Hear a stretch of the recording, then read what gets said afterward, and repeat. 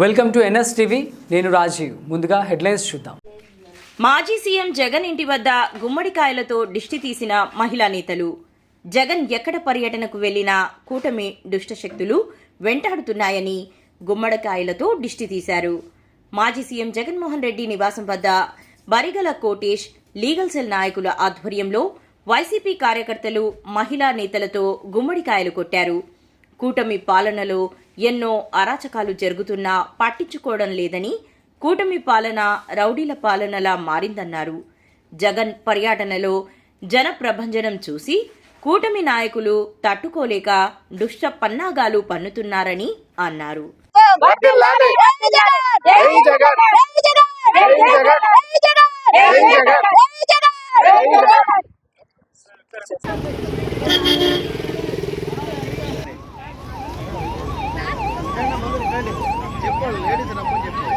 రండి రండి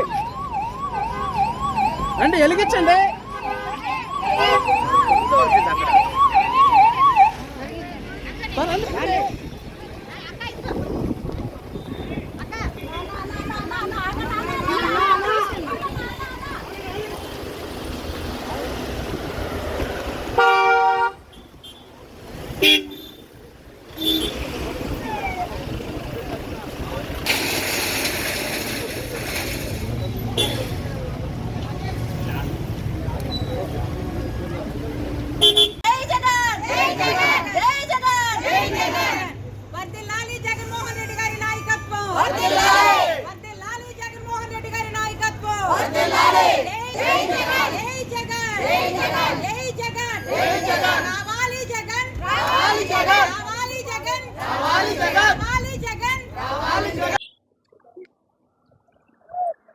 నేను ఆంధ్రప్రదేశ్ రాష్ట్ర హైకోర్టు న్యాయవాదిగా పనిచేస్తున్నాను. నా పేరు బరిగల కోటేష్.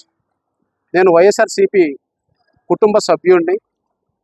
ఈరోజు ఇక్కడ మేము ఈ కార్యక్రమం అనేది మా యొక్క పార్టీకి, మా యొక్క నాయకుడికి పట్టిన పీడ వదలాలి అని చెప్పేసి ఇక్కడ ఉన్న సోదరుల్ని వీళ్ళంతా కలిసి జగన్మోహన్ రెడ్డి గారు ఎక్కడికి వెళ్తున్నా కూడా ఈ దుష్టశక్తులు వెంటాడుతున్నాయి అని చెప్పేసి అనే కారణంతో ఈ యొక్క కార్యక్రమం ద్వారా ఆ దుష్టశక్తుల్ని పారదోలటం జరిగింది. ఇంకా భవిష్యత్తులో మాకు ఎక్కడ మా అన్న నడిచే రోడ్డు మీద తన వాహనం చుట్టూ ఎటువంటి దుష్టశక్తులు రాకుండా ఈ యొక్క మహిళలే తనకు రక్షణగా ఉంటారని చెప్పేసి మీడియా సమ్ముఖంగా చెప్తున్నాం.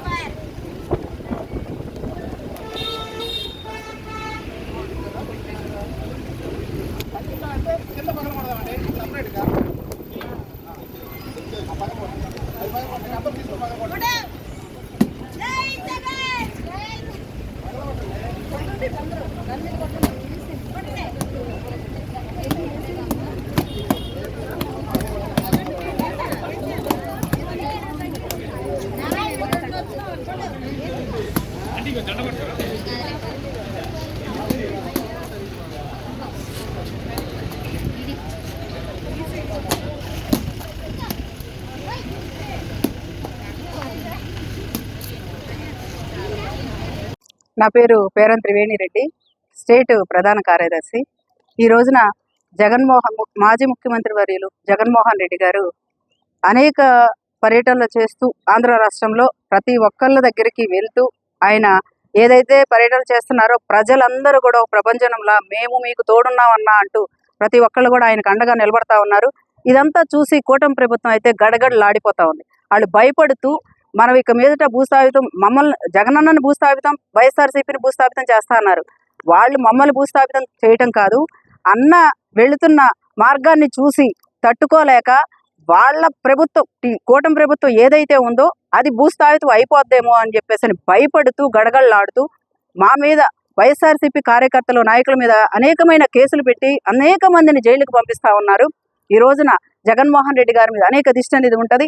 ఈ కూటమి దుష్టశక్తులు ఏ అయితే ఉన్నాయో అవన్నీ కూడా పోవాలని చెప్పి మహిళలందరి తరపున ఈ రోజున గుమ్మడికాయలతో దిష్టి తీసి ఈ నరదిష్టి, ఈ కూటమి దిష్టి, ఈ కూటమి పరిపాలకులు ఎవరైతే ఉన్నారో వాళ్ళందరి దిష్టి పోవాలని చెప్పేసి ఈ రోజు ఈ కార్యక్రమం చేయడం జరిగింది. జై జగన్ అన్నకు ఎప్పుడు మేము తోడుగా ఉంటాం. జై జగన్. నమస్తే అండి, నా పేరు మల్లా ధనలత, మాది విశాఖపట్నం పశ్చిమ నియోజకవర్గం మాది.